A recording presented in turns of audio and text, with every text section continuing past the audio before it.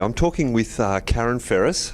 Karen's a director of Macanta Consulting, which is an IT service management consulting company based in Melbourne.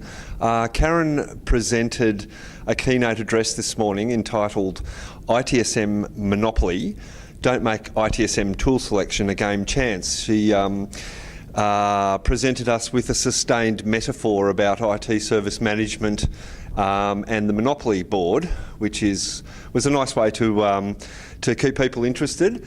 Now, Karen was basically talking about when are the right times, what are the right reasons to change your IT service management tool set, and what are the wrong reasons, and then once you have made that decision to actually purchase a new IT service management tool set, how do you actually go about doing it? So Karen, if I could just start by asking you, you went through a series of good and bad reasons for organisations to think about or to purchase a new IT service management tool set.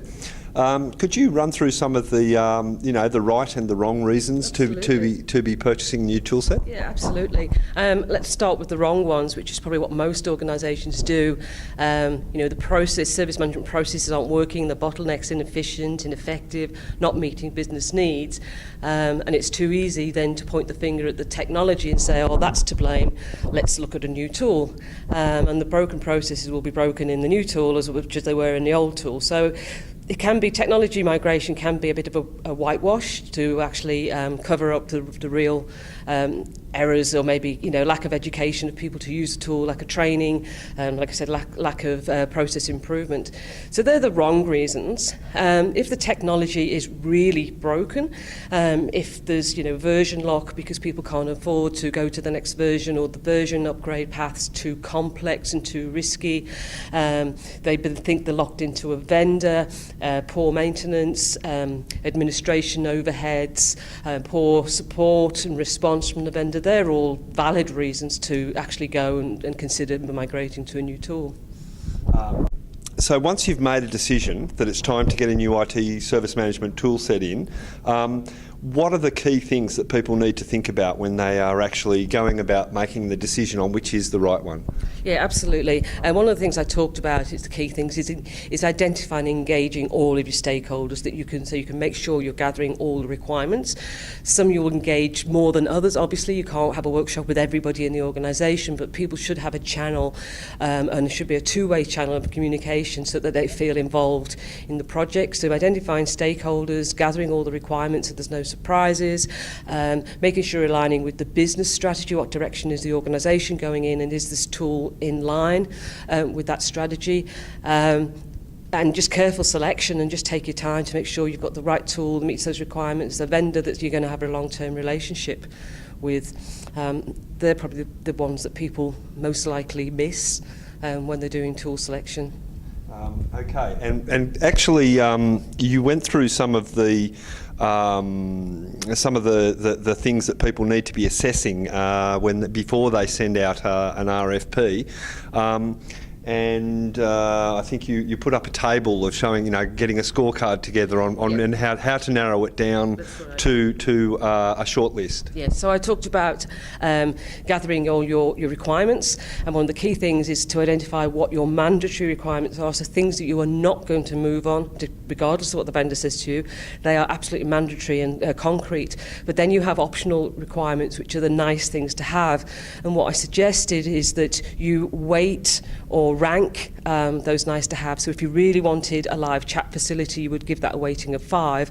If you wanted a social media channel interface, but it's not really that high on the list, you could weight that with a 1. So when the vendor says which one of those they can meet, if they would score a 5 for saying, yes, I can provide a live chat facility, but they'd only score a 1 if they said they could score the other. So it allows you then to rank the vendors side by side based on the numeric outcome of that weighting. And once you've got down to that shortlist, that's when you can really start probing. You were mentioning that you shouldn't be wasting time on probing all of the vendors. You use the ranking system to narrow it down to a shortlist, and then you really start talking to them and getting them in to present and asking them the hard questions about how it all works for them. Any further advice on that line once you have actually narrowed it down to a shortlist? I think it's important to get that shortlist, because yes, you are going to then get people in for demonstrations and presentations. You're going to have workshops with them. You're going to be looking at reference sites and talking to other users and members of the user groups, etc. That's a lot of work, which is why you'd really want to narrow it down. But one of the big pieces of advice I said was I talked about community chest in the Monopoly analogy. I said talk to the community, talk to other people that are using the tools, and get the good and bad, so you'll feel comfortable with your decision in the end. Okay, now of course any change of ITSM toolset is going to be accompanied by some significant organisational change, or certainly it's going to be a change for the people that are working at the coalface.